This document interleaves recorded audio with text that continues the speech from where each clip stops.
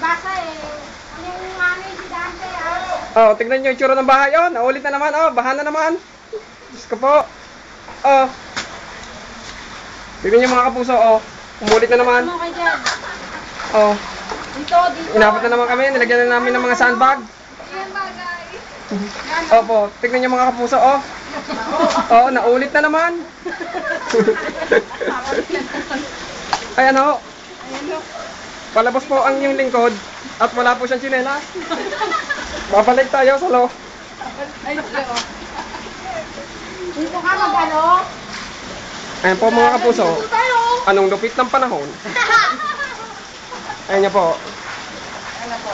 Oh. Ito na po ang pinaka. Pasalamat na lang po kami at pababa na ko ang tubig. Gusto ako yan o. Ayan po.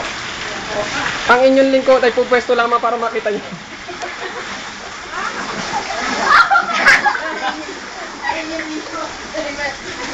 Malabo dyan! Ha? Malabo! Malabo? Basta i-focus mo sa akin. Lagyan natin sa paano yan. Ano po, kita-kita nyo. Pero pagdating po doon, mababa na. Dito na ako. Baba na ho yan. Kasi ang ilog ko nandun eh. Pantay ho. Kita nyo po.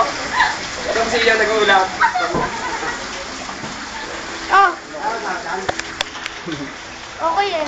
Ayan, dire-diretso po tayo. Ito na po. Mababa na po yan. Ito po ang bagyong Ondong. Tama na, Ondong? Ondoy.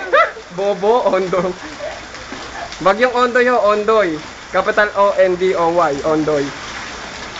Yan o, dito naman ho, walang baha eh. Dito lang ho, parting to. Kasi yun, nandito ho yung ilog. Ayan, kitang-kita nyo ho. Pababa na ho yung tubig. Naglilimas na lang ho ng tubig sa amin. Kakaawa ho. Isang dugyot na bahay.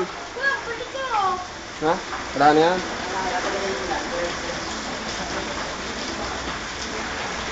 Kita ho.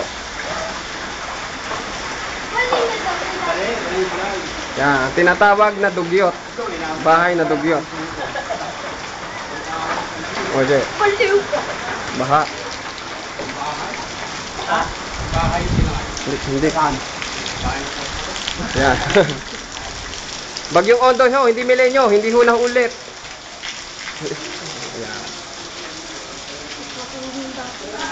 Ispa to. Dito dati, dito. Wala na.